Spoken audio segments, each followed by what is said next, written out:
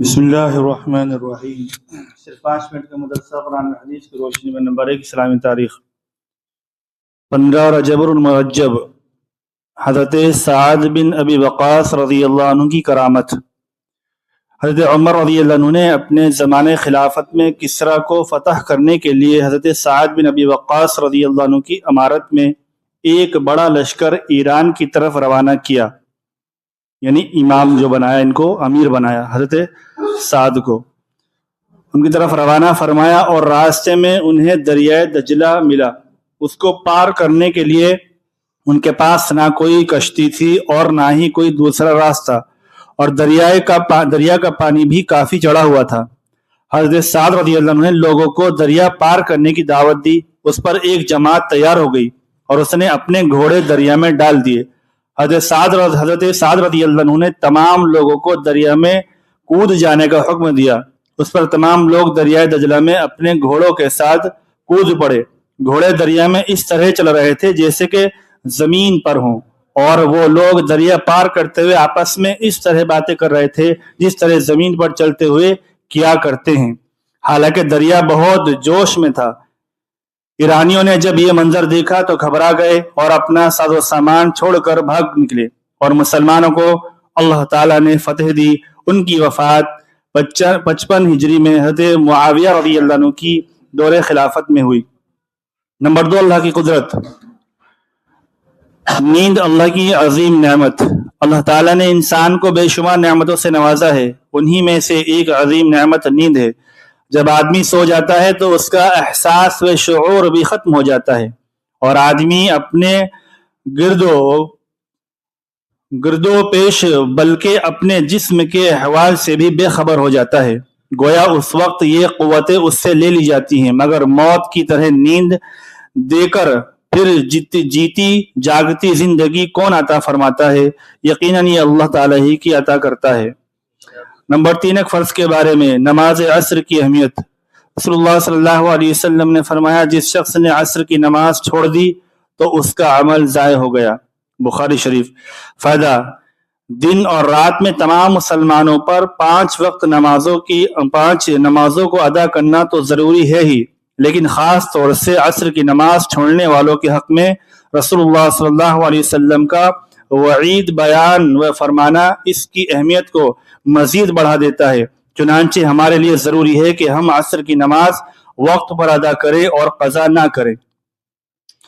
یہ 5 نمازوں کے اندر ایک فجر کی اور عصر کی زیادہ اہمیت ہے۔ ان دونوں نمازوں کی اہمیت زیادہ ہے حدیثوں کے اندر، جماعت سے پڑھنے کی فکر کریں ان کو۔ نمبر 4، ایک سنت کے بارے میں، سامنے والے کی بات پوری توجہ سے سننا۔ جب آپ صلی اللہ علیہ وسلم سے کوئی ملاقات کرتا، گفتگو کرتا، یعنی آپ سے جب بات کرتا تو آپ صلی اللہ علیہ وسلم اس کی طرف سے توجہ نہ ہٹاتے، یعنی اس کی طرف منہ پھیر لیتے اپنے آپ وسلم اور سامنے کھڑے جاتے، یہاں تک کہ وہ آپ صلی اللہ علیہ وسلم سے رخ نہ ہٹا لیتا۔ ابن ماجہ۔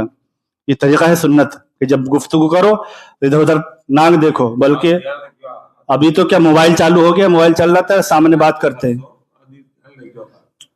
اور صلی اللہ اپنا چہرہ اس کی طرف سے ہٹاتے نہیں تھے، جبکہ نبی ہونے کے باوجود۔ جب وہ ہٹتا خود چھوڑتا، پھر آپ صلی اللہ واپس جاتے۔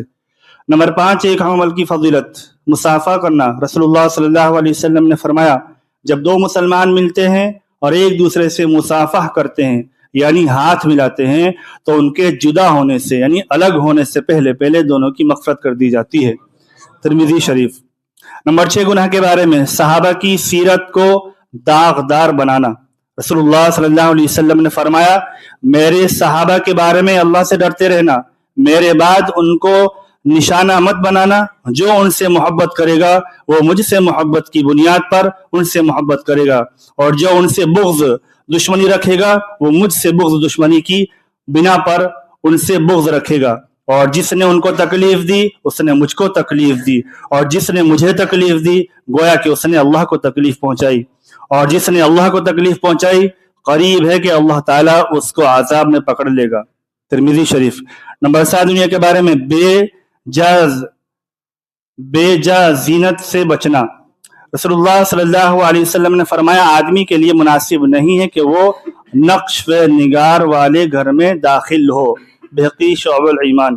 نقش نگار یہاں پہ نقشے بنائے جاتے ہوں اور نگار بنایا جاتا ہو، تصویر وغیرہ اس کی وجہ سے بتایا۔ نمبر 8 آخرت کے بارے میں، جیسے کہ ابھی بناتے ہیں بت وغیرہ اور نقش نقشہ نگار کرتے ہیں نا پتھروں سے، اس طریقے سے۔ نمبر 8 آخرت کے بارے میں، قیامت کے روز سب کو زندہ کیا جائے گا۔ قرآن میں اللہ تعالیٰ فرماتا ہے دوبارہ سور پھونکا جائے گا تو سب کے سب قبروں سے نکل کر اپنے رب کی طرف دوڑ پڑیں گے۔ وہ کہیں گے ہائے بربادی، ہم کو خواب گاہوں سے کس نے اٹھایا؟ جواب ملے گا یہ وہی ہے جس کا رحمان نے وعدہ کیا تھا اور رسولوں نے سچ کہا تھا، بس وہ ایک روز کی آواز ہوگی جس سے سب جمع ہو کر ہمارے پاس حاضر کر دیے جائیں گے۔ سورہ یاسین۔ نمبر 9 طب نبوی سے علاج، مہدی سے علاج۔ رسول اللہ صلی اللہ علیہ وسلم نے فرمایا مہندی کا خضاب لگاؤ کیونکہ یہ تمہاری جوانی و حسن و جمال اور مردانہ طاقت کو بڑھاتی ہے۔ کنز العمال، یعنی داڑھی میں اور بالوں میں، ہاتھ پیر میں لگانا نہیں اجازت، بالوں میں لگاؤ سر پہ اور داڑھی پہ لگاؤ، اس سے یہ سنت بھی ہے۔ نمبر 10 قرآن کی نصیحت۔ قرآن میں اللہ تعالیٰ فرماتا ہے تم سب اللہ کی عبادت کرو، اس کے ساتھ کسی کو شریک نہ کرو۔ ماں باپ، رشتہ داروں، یتیموں، قریبی پڑوسیوں اور دور کے پڑوسیوں، پاس بیٹھنے والوں، مسافروں اور جو لوگ تمہارے ماتحت میں ہوں، سب کے ساتھ حسن سلوک، اچھا برتاؤ کرو، اور اللہ تعالیٰ تکبر کرنے والے اور شیخی مارنے والے کو بالکل پسند نہیں کرتا۔ سورہ نساء۔ اللہ تعالیٰ ہم سب کو توفیق عطا فرمائے۔